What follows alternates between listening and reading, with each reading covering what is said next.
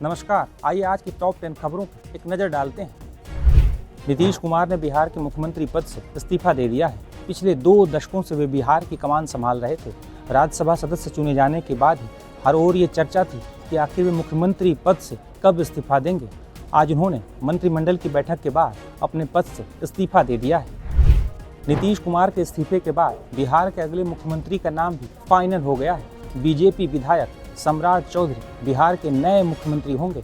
सम्राट चौधरी को बीजेपी विधायक दल का नेता चुना गया है। बता दें कि सम्राट चौधरी इससे पहले नीतीश सरकार में उप मुख्यमंत्री पद की जिम्मेदारी संभाल रहे थे। कल बिहार में नई सरकार का गठन होना है। नोएडा यानी गौतम बुद्ध नगर में सैलरी बढ़ाने की मांग को लेकर फैक्ट्री कर्मचारी आज दूसरे दिन भी सड़कों पर उतर गए।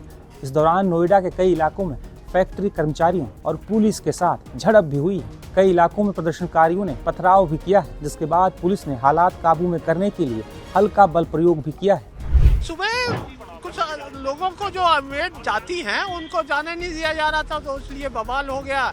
पुलिस आई, फिर पुलिस आई, उसके बाद उनको तितर बितर किया, फिर वो लोग सब इकट्ठे होके आ गए, फिर तोड़फोड़ पथराव करने लगे, तो पुलिस को फिर लाठी चार्ज करनी पड़ी। और सोसाइटी के भी 2 कांच टूटे हैं, पुलिस गाड़ी के भी कांच टूटे हैं, यही सब हुआ। और तो क्या वेतन बढ़ाने को लेकर बोले थे? अरे ये तो भाई मेट्स का कोई इशू ही नहीं था, वेतन वाला तो जो असामाजिक तत्व थे वो उनकी आड़ में वेतन बढ़ाने की बात करते थे। सोसाइटी के 2 टावर के 2 गेट टूटे हैं कांच पथराव में, इधर A4 के और एक कोई B टावर है उसके। अच्छा, तो जिन्होंने पथराव किया वो बाहर के लोग थे? वो बाहर के ही थे 100%। अच्छा, उनको आप लोग नहीं जानते? भाई जो सोसाइटी में आती हैं मेड हैं, उनको डेली आती हैं, उनको क्या इन सब चीज़ों से कोई मतलब था नहीं। अच्छा, वो डरी हुई इसलिए थी कि भाई एक तो सिक्योरिटी गार्ड वाले भी अंदर नहीं जाने दे रहे थे कि अंदर कोई बवाल ना हो, है ना, तो इसलिए वो सब बाहर ही उनको रोक रखा था। पीएम मोदी ने आज दिल्ली देहरादून एक्सप्रेसवे कॉरिडोर का उद्घाटन किया है। इस मौके पर उन्होंने कहा कि कभी उत्तराखंड के गांव में सड़क के इंतजार में पीढ़ियां बदल जाती थीं। आज डबल इंजन सरकार के प्रयास से सड़क गांव तक पहुंच रही है। जो गांव वीरान थे आज फिर वे बस रहे हैं।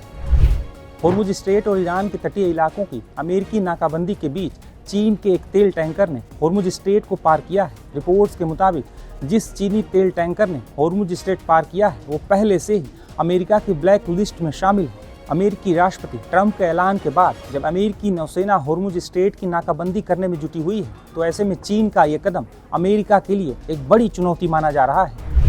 पाकिस्तान की राजधानी इस्लामाबाद में अमेरिका और ईरान के बीच शांति वार्ता विफल होने के बाद अब एक बार फिर दोनों देशों के प्रतिनिधियों के बीच बातचीत हो सकती है।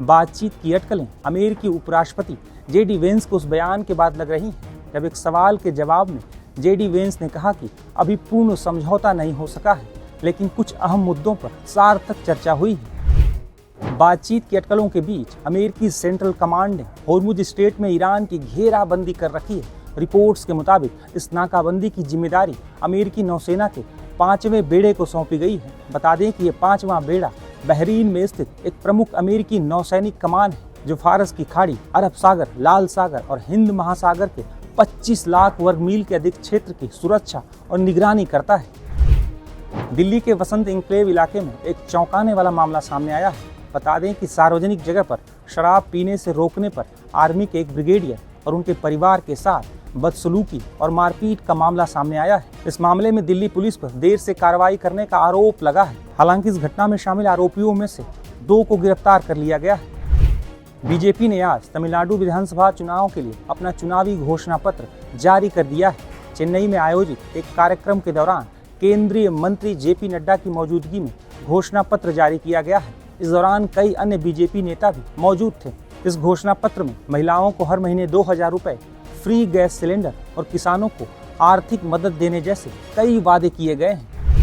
ट्रंप द्वारा ईरानी बंदरगाहों की घेराबंदी शुरू किए जाने के बाद अब यमन ने खुलकर ईरान का समर्थन कर दिया है। यमन के हूती अंसारुल्लाह ने चेतावनी दी है कि यदि ईरान के खिलाफ अमेरिकी कार्रवाई जारी रही तो वे लाल सागर को अदन की खाड़ी से जोड़ने वाले महत्वपूर्ण समुद्री मार्ग बाब अल मंदेब को पूरी तरह से बंद कर देंगे। तो ये रही आज की 10 बड़ी खबरें। धन्यवाद।